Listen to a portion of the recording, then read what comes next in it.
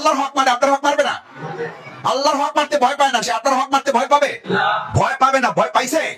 পায় নাই। ওই যে আল্লাহ তাআলা বলে আল্লাহর মায়ের দুনিয়া বাইরে। আমরা বললাম পদত্যাগ করেন, হেরা করছে কি ত্যাগ? দেশ ত্যাগ করছে। এটা কার মায়ের? আল্লাহর মায়ের। আমরা তো দেশ ত্যাগ করতে বলি নাই, বলছিলাম ভাই কোন স্লোগানে আপনি এটা শুনবেন না যে দেশ ত্যাগ করতে হবে শেখ হাসিনা, কিন্তু করছে কি ত্যাগ? দেশ ত্যাগ করছে। ভবিষ্যতে যদি কেউ এই একই অপকর্ম করেন, দেশ ত্যাগ করে রক্ষা পাবেন না, দুনিয়া ত্যাগ করতে হবে। সুতরাং সাবধান করে দিই আমরা, এই মায়ের আমাদের মায়ের নাই। মায়ের কার মায়ের? আল্লাহ সাবধান ছেড়ে দেন না। আসসালামু আলাইকুম রহমতুল্লাহ। সুপ্রিয় দর্শক, ডক্টর শফিকুল ইসলাম মাসুদ ভাইয়ের এলাকায় একটা খাল খনন কর্মসূচিতে মাসুদ ভাই এলাকাবাসীর সাথে মত বিনিময় করেছেন। তো সেখানে একটা সংক্ষিপ্ত বক্তব্য দিয়েছে। এই বক্তব্যটা খুবই আমার কাছে ভালো লেগেছে, এই কারণে আপনাদের সাথে শেয়ার করলাম। আপনারা একটা জিনিস চিন্তা ভাবনা করে দেখেন, যদি আপনার নেতা হয় ইসলামিক দিক থেকেও শিক্ষিত এবং রাজনৈতিক দিক থেকে দূরদর্শিতা, তো তাহলে কেমন হয়? আপনার নেতা রাজনৈতিক দিক থেকে ভালো জ্ঞান রাখেন, ভালো রাজনীতি করতে পারেন, কিন্তু ইসলামিক জ্ঞান নেই, সূরা ফাতিহা পড়তে পারে না, জানাজার নামাজ পড়াতে পারে না। এরকম নেতার পিছনে আপনি ঘোরেন, তো কিয়ামতের দিন আল্লাহ তাআলা কি বলেছেন যে তোমাদের নেতা সহ তোমাদের হাসরের ময়দানে উঠাবো। নেতা যদি জাহান্নামে যায়, তোমাদেরকেও জাহান্নামে নিয়ে যাব, তোমাদের আমলনামা দেখা হবে না, ওজন করা হবে না। তো আমলনামা যদি ওজন করা না হয়, নেতার পিছনে যদি জাহান্নামে যাওয়া লাগে, তাহলে কোন নেতার পিছনে আপনি ঘুরতেছেন? সে নেতা নামাজ পড়ে, রোজা করে, আমানতের খেয়ানত করে কিনা, তারপরে হজ জাকাত এগুলো করে কিনা। হজ তো সবাই করে, যাই হোক, লোক দেখানো হজ করে সবাই, কিন্তু মানুষের টাকা পয়সা মেরে খায় কিনা, সরকারি সম্পদ মেরে খায় কিনা, এগুলো দেখেছে। নামাজ যে পড়ে না, তো সে প্রত্যেক দিন 17টা ফরজ সে কাজা করতেছে, সে নিজের ফরজই কাজা করতেছে, আল্লাহর সাথে বেঈমানি করতেছে, তাহলে জনগণের সাথে কি করবে? সেটা আপনারা একটু ভেবে চিন্তে কথা বলবেন। তো এইরকমই ইঙ্গিত দিয়েছে ডক্টর শফিকুল ইসলাম মাসুদ ভাই। তো এই বক্তব্য শুনে আসলে আলেম ওলামারাও অবাক হয়ে যাবেন। তো দর্শক, বেশি দেরি না করে চলুন আমরা মাসুদ ভাইয়ের সেই বক্তব্যটা শুনে আসি। আসসালামু আলাইকুম ওয়া রাহমাতুল্লাহি ওয়া বারাকাতুহু। প্রথমত আল্লাহ শুকরিয়া আদায় করছি যে আজকে আমরা এখানে একটা বরকতপূর্ণ মহতি উদ্যোগের সাথে আল্লাহ তাআলা দয়া করে মেহরবানি করে আমাদেরকে এখানে সম্পৃক্ত হওয়ার সুযোগ দিয়েছেন। সেজন্য আল্লাহ তাআলার কাছে সিজদাবনত চিত্তে মস্তক অবনত করে হৃদয়ের সবটুকু আবেগ ভালোবাসা উজাড় করে আমরা সবাই জোরে বলি আলহামদুলিল্লাহ। সম্মানিত ভাইরা, আমরা আজকে এখানে যে কাজ করার জন্য সম্পৃক্ত হয়েছি, এটা নিছক কোনো রাজনৈতিক দলের শুধু কাজ না। এটা নামাজের মতো, রোজার মতো, হজের মতো, জাকাতের মতো, এটা একটা ইবাদত। আল্লাহ তাআলা কোরআনে উল্লেখ করেন, ইয়া আইয়ুহাল্লাযীনা আমানু রকাউ ওয়াসজুদু ওয়া'বুদু রাব্বাকুম ওয়াফআলুল খায়র লাআল্লাকুম তুফলিহুন। আমরা যে আজকে শুধু এই খাল খননের মাধ্যমে ভালো জমিতে কৃষি ফসল পাবো তা না, আমরা পরকালেও ফসল পাবো ইনশাআল্লাহ। কারণ আল্লাহ তাআলা বলেন, হে ঈমানদারগণ, তোমরা আল্লাহর রুকু সিজদা করো, আল্লাহর গোলামি করো, তার দাসত্ব, এবং ওয়াফআলুল খায়র, তোমরা সমাজের কল্যাণ হয় এরকম কাজ করো। তাহলে এটা কি আমাদের জামাতের নির্দেশ না আল্লাহর নির্দেশ? তাহলে আমরা আজকে কার নির্দেশে কাজ করছি? আল্লাহর নির্দেশে যে কাজ করা হয় সেটা কি দুনিয়ার কাজ না ইবাদত? তাহলে আমরা এখন দুনিয়ার কাজে আসি না ইবাদতে আসি? আল্লাহ তাআলা এটাকে ইবাদত হিসেবে কবুল করেন। অন্য কোন রাজনৈতিক দল যখন এই কাজ করতো, নিতান্ত আপনাদেরকে ধানের কথা শোনাইতো, গমের কথা শোনাইতো, ডাইলের কথা শোনাইতো, মানে শুধু দুনিয়ার কথা শোনাইতো। ভাই, আমরা সর্বোচ্চ কত বছর বাঁচবো? 100 বছর, 112 বছর, 15 বছর, এরপরে আমাদের শেষ আছে না নাই? আছে। তো সেই শেষ সময়ের কথা আমাদের এই বাউফলে কটা রাজনৈতিক দল আমাদেরকে স্মরণ করায় বলেন? আপনার কাছে 100 বছর গুরুত্বপূর্ণ না অনন্তকাল গুরুত্বপূর্ণ? অনন্তকাল গুরুত্বপূর্ণ। অনন্তকালের জন্য আমাদের এই 50, 60, 70 বছরটা আমাদের বেঁচে থাকা। আমি একটা রাজার গল্প মাঝে মধ্যে বলি যে একটা এলাকায় রাজা নিয়োগ করা হয়, 5 বছর থাকে, থাকার পরে ওনাকে বনবাসে দিয়ে দেওয়া হয়। এরকম একজন যায় আর একজন আসে। তো একজন বুদ্ধিমান রাজা আসছে, সেই বুদ্ধিমান রাজা এসে তার উজির নাজির যা ছিল, সৈন্যবাহিনী সামন্ত সবাইকে বলল যে ভাই, আমার 5 বছর আমি আরামে থাকবো, কিন্তু তারপর তো আমাকে কোথায় দিবেন? বনবাসে দিবেন, ওখানে তো আমাকে কষ্ট করে থাকতে হবে। আমি আপনাদের এই বোকামি করতে চাই না। আমি এই 5 বছর আরামে না থেকে 5 বছর আমি প্রয়োজনে কষ্ট করব, কিন্তু বাকি জীবন যেখানে আমার থাকতে হবে স্থায়ী ভাবে, সেই জায়গাটা যেন আরামের হয়, সেই জন্য আমি কাজ করতে চাই। আপনারা আমার এখানে যারা আছেন, আপনাদের কাউকে আমার লাগবে না। আপনারা সবাই এখান থেকে যে জঙ্গলে আমারে পাঠাইবে, ওই জঙ্গলে চলে যান। ওখানে গিয়ে আপনারা জঙ্গলগুলো সব পরিষ্কার পরিচ্ছন্ন করেন, যেন ওখানে আমি কি থাকতে পারি, আরামে থাকতে পারি, এখানে আমার একটু কষ্ট হোক অসুবিধা নাই। এই যে বুদ্ধিমত্তা সে পরিচয় দিছে, তাহলে 5 বছর একটু কষ্ট হইলো, বাকি জীবনের সময়টা তার কষ্ট হয়েছে না আরাম হয়েছে? ইমানদার হিসাবে আমাদেরকে এটা মাথায় রাখতে হবে যে দুনিয়ার জীবনটা যতটুকু ভালো রাখা যায় চেষ্টা করতে হবে, কিন্তু সর্বোচ্চ ভালো রাখার চেষ্টা করতে হবে দুনিয়া না পরকাল। পরকাল, এই পরকালের কথা আমাদের দেশের রাজনীতিবিদরা ঘন্টার পর ঘন্টা বক্তৃতা হয়, সমাবেশ হয়, রাজনৈতিক প্রোগ্রাম হয়, আমাদেরকে কেউ স্মরণ করায়? ভাই স্মরণ করায় না। কেন স্মরণ করে না? তার নিজেরই তো স্মরণ নাই।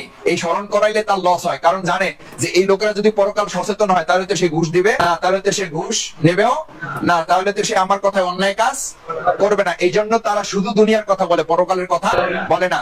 আমরা ইমানদার হিসাবে আজকে খাল খননের এই কাজটা শুধু দুনিয়ার জন্য করছি না, আমরা দুনিয়ার জন্য করছি, মাঝখানে এটা ইবাদত হিসাবে পরকালেও এটার আমরা ফসল পাবো ইনশাআল্লাহ। কেন পাবো? এই মসজিদটা আপনারা যখন নির্মাণ করেছেন, যদি নিয়ত করতেন যে পাশে আমার ঘর একটা আমি বানাবো, আমার টার্গেট হইলো আমি দক্ষিণ দিকের বাতাস পাবো, এই জন্য দক্ষিণ দিকে আমি একটা জানালা রাখবো, তাহলে আপনি শুধু দক্ষিণ দিকে কি পাবেন?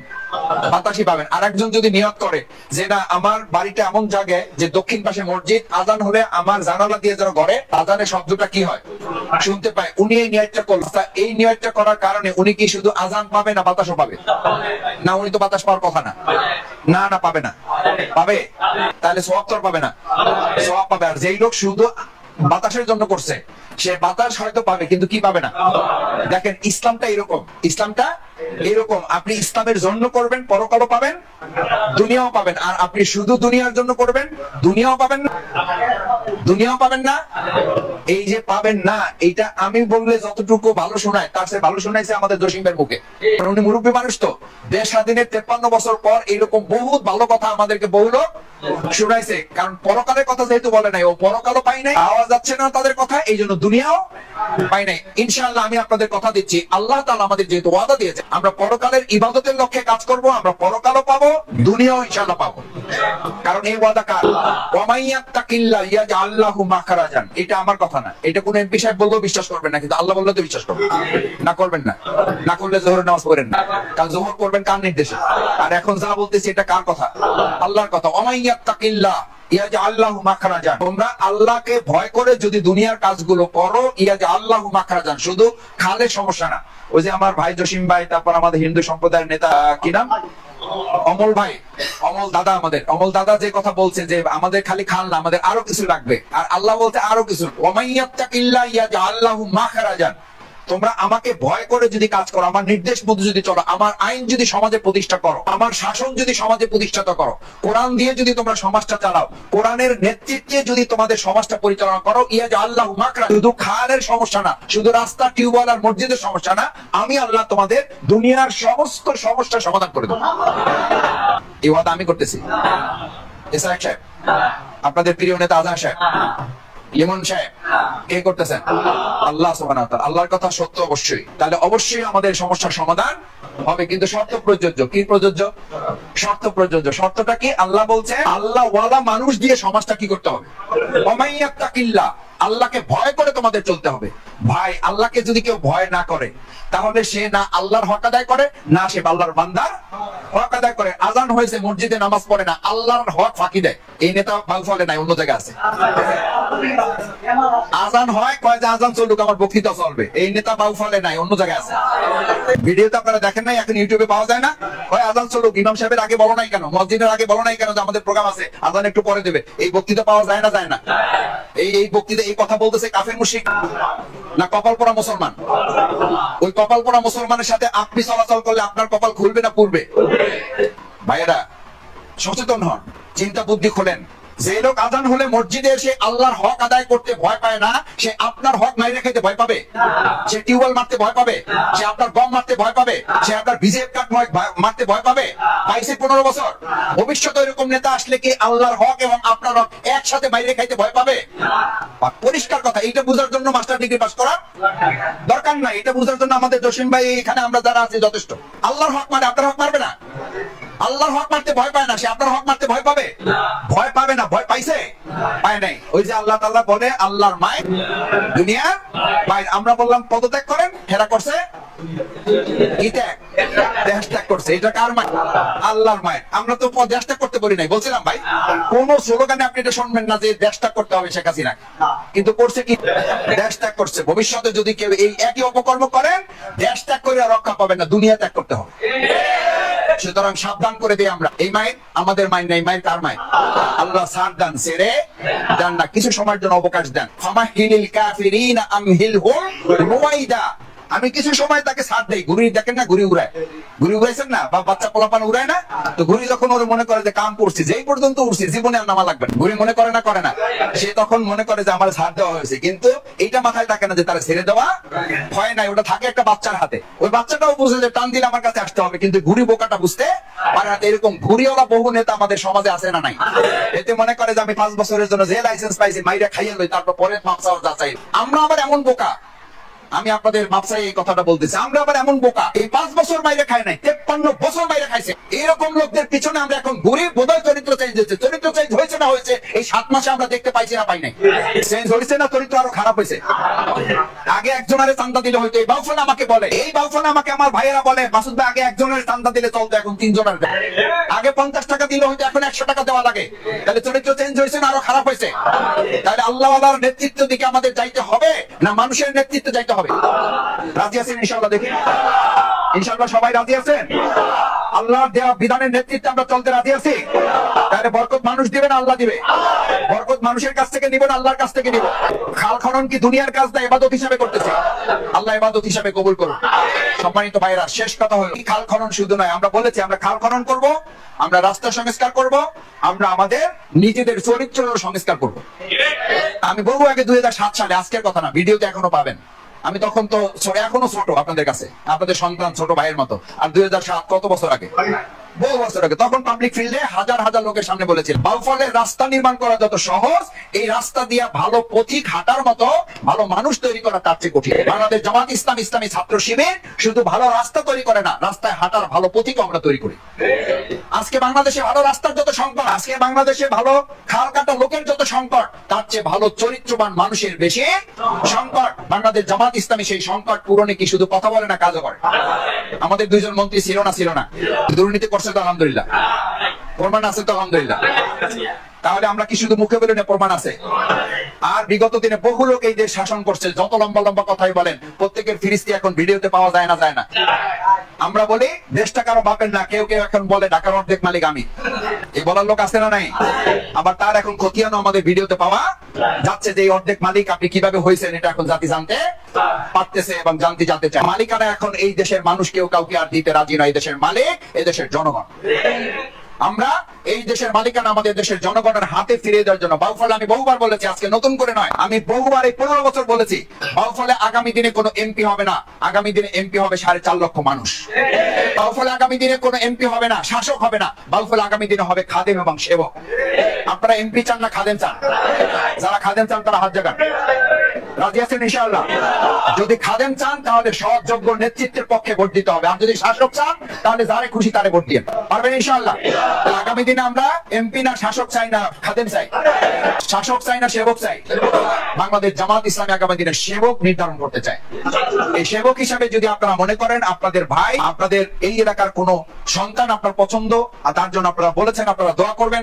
গতকালকে হিন্দু সম্প্রদায়ের নেতৃবৃন্দ, আমি তো তাদের কাছে বলেছি আমরা আমাদের কথা, তাদের নেতৃবৃন্দ আমাদের ইসহাক ভাই বলেছে যে মাথায় হাত দিয়ে তারা ওয়াদা করেছে, তার নেতৃবৃন্দের সামনে তারা ওয়াদা করেছে। আমরা মাসুদ ভাইয়ের মাথায় হাত থেকে ওয়াদা করলাম যে আমরা আমাদের হিন্দু সম্প্রদায়কে, বিগত দিনে আমাদেরকে প্রতারিত করা হয়েছে, আগামী দিনে আমরা প্রতারণা থেকে বাঁচার জন্য আমরা সৎযোগ্য দক্ষ নেতৃত্বেরকে সামনে নিয়ে আমরা কাজ করবো ইনশাআল্লাহ।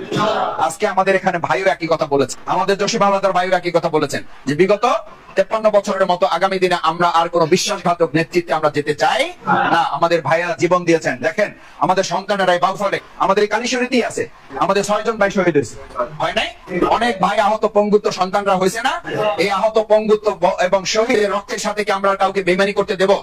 তারা চাঁদাবাজের বিরুদ্ধে জীবন দিছে, আবার যদি চাঁদাবাজ হয় তাহলে এই বেইমানি করা হবে এই শহীদদের সাথে। তারা দখলদারের বিরুদ্ধে লড়াই করেছে, জীবন দিয়েছে, সন্ত্রাসের বিরুদ্ধে লড়াই করেছে, মাদকের বিরুদ্ধে লড়াই করেছে। তাহলে আমরা আজকে সিদ্ধান্ত নিতে চাই, আসুন আমরা খাল খনন করার মধ্য দিয়ে আমাদের এই প্রিয় কালীশ্বরী রাজাপুর এলাকা আমাদের কৃষি ফসলটা যাতে সুন্দরভাবে হয়। কারণ আমাদের বাংলাদেশটা, আমাদের বাউফল উপজেলাটা কৃষি প্রধান, নদী প্রধান এলাকা। এখানে খালটা খনন হলে নেতৃবৃন্দ বলেছেন যে পানি দুই ধরনের ব্যবস্থাপনা দরকার, একটা পানি উঠারও দরকার, পানি নামারও দরকার। পানি উঠার ব্যবস্থা আছে, নামার ব্যবস্থা নাই, তাহলে হবে না। আবার নামার ব্যবস্থা আছে, ওঠার ব্যবস্থা নেই, তাহলেও হবে না। ওই যে ছোট্ট একটা গল্প বলে শেষ করি, মানে মাস্টার তার ছেলেকে দিয়েছে মোটরসাইকেল শেখানো ট্রেনিং সেন্টারে। তো ট্রেনিং সেন্টারে অনেকদিন হয়ে গেছে, গিয়ে জিজ্ঞেস করে আমার ছেলে মোটরসাইকেল প্রশিক্ষণের খবর কি। সবই কমপ্লিট, সে সব পুরো মোটরসাইকেল চালাইতে পারে, শুধু থামাইতে জানে না। মোটরসাইকেল মানে বাবা শুধু জিজ্ঞেস করে মোটরসাইকেল চালাইতে পারে কিনা। তো ওস্তাদ বলতেছে যে স্যার আপনার ছেলে মোটরসাইকেল চালাইতে পারে কিন্তু থামাইতে পারে না। আপনি বলেন চালানো গুরুত্বপূর্ণ, থামানো গুরুত্বপূর্ণ না? শুধু যদি চালাইতে থাকেন থামাইতে পারে না। চালাইতেও জানতে হবে, জায়গা মতো থামাইতেও জানতে হবে, নাহলে সে নিজেও মরবে, অন্যদেরকেও মারবে। এই জন্য খাল খননের মূল টার্গেট হচ্ছে পানি উঠাইতে হবে, প্রয়োজন মতো নামানোর ব্যবস্থা থাকতে হবে। আল্লাহ সুবহানাহু ওয়া তাআলা যেন এই খাল খননের কাজটাকে বরকতপূর্ণভাবে কবুল করেন। এবং আপনারা যারা উদ্যোগ নিয়েছেন, আমি ক্ষুদ্র মানুষ, খুবই ছোট মানুষ, আপনাদের স্নেহের সন্তান তুল্য, কারো ছোট ভাইয়ের মতো, কারো বন্ধুর মতো তরুণ যুবকরা এখানে আছে। আমি তরুণ যুবকদের সহযোগিতা চাই।